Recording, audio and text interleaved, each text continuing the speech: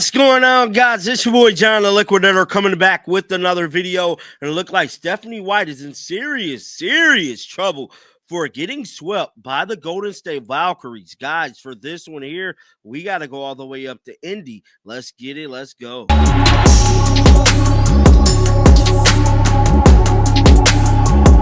Oh, man, looked like my prediction for that game was absolutely inaccurate, man. The Indiana Fevers fell short to the Golden State Valkyries. She was outcoached, outplayed, and pretty much destroyed in every facet of the basketball game. Stephanie White looked like a deer in the headlights at time, and she had many fans online thinking she was basically sabotaging the team. And I'm here to tell you, it's kind of looking that way, man. Let's head on over to X. Talk about the homeboy EA tweets, man. He tweeted this out last night, and it really had me thinking here. Really hard, man. And I know a lot of people seen Stephanie White. If you're kind of familiar with the sets they was running, they was in a zone defense, and they was getting destroyed from three. And Stephanie White refused to make any adjustment. It says, Valkyrie, so poverty, man, fix the effing clock. Now, that was at the start of the game. The clock was messed up. Then he went on to say, LOL, so embarrassing. Then this is when things got a little heated. EA stated, is Stephanie White trying to lose this game on purpose, playing zone when they have four legitimate shooters on the floor, on top of the fact that Golden State Valkyrie takes and makes the most threes initially? It's mind-boggling to say the least. I defended this lady all year, and she pulls this. I'm done, bro. Fever Valkyries time delay was so long they started playing the connections on live. Wow. This is terrible. And then it was this right here, man. When he said our coach thought it was a good idea to play zone. Look at the Golden State Valkyries. Golden State Valkyries 3-point percentage. 30% from three, bro. I mean, at what point as a coach do you sit here and let teams do this to you, bro? This is bad, real bad. I mean, personally, I feel like Stephanie White needs to lose her job. She has done a lot of inconsistencies, as a head coach with this team. And I know a lot of people going to blame this on Kayla Clayton. Ain't even play this year, bro. But let's head on over to the box score, because she was not the only one that needed to be fired up, because none other than superstar player Aaliyah Boston. Everybody know I love Aaliyah Boston, but Aaliyah Boston was nowhere to be found yesterday. She had 4 damn points. 4 points, 3 assists, and 6 rebounds.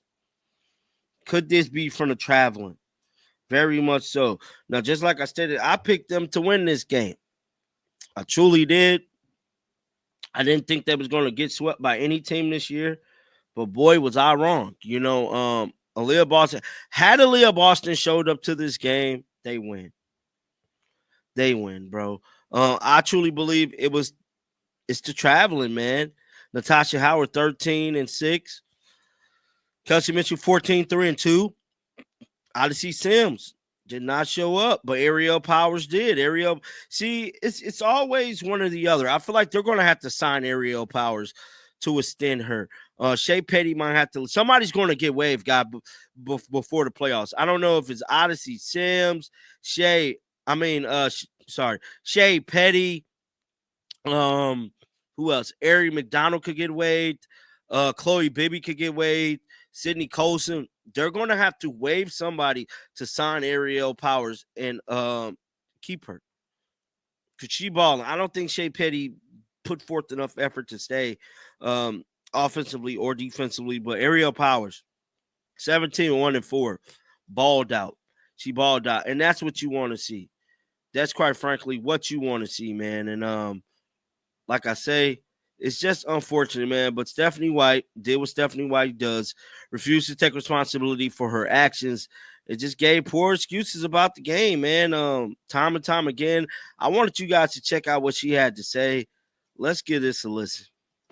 How did you try to help keep this out? I mean, it certainly affected the rhythm of the game. I don't know if it, affected the readiness, at all. But, yeah, I mean, it's disruptive. It's not something that you expect to see.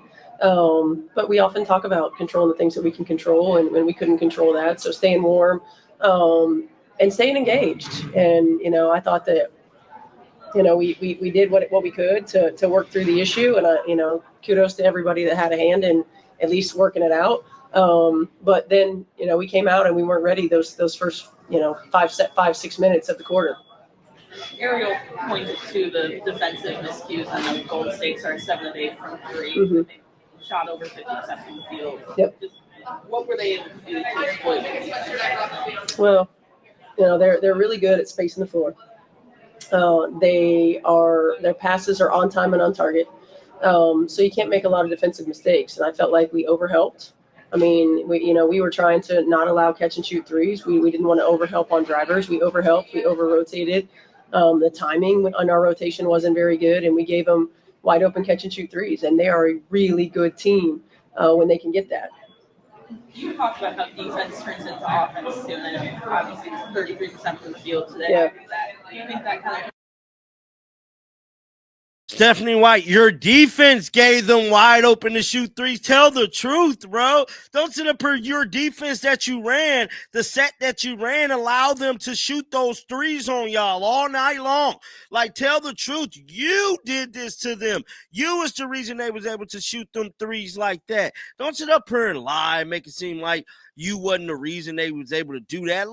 Let's not do that. Yeah, I mean, I think when you're always taking the ball out of the net, it's tough to get some easy ones in transition. It's tough to get them in rotation, and they're also an excellent defensive team. And so sometimes if you don't take your easy read, it becomes a little bit more difficult. I just felt like we weren't aggressive. We were very tentative offensively.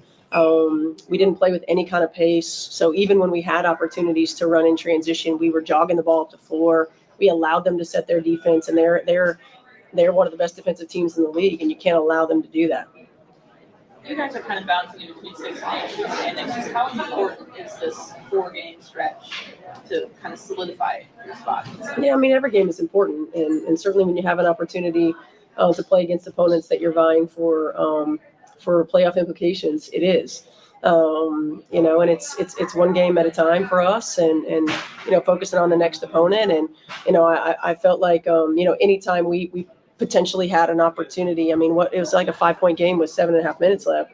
We had an opportunity to close the gap, and we just had some mental breakdowns that killed us and allowed them to go on runs. And so we gotta learn from this one, and we got to go into Phoenix, and we got to be better.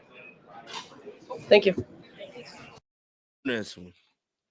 We got to learn from this one.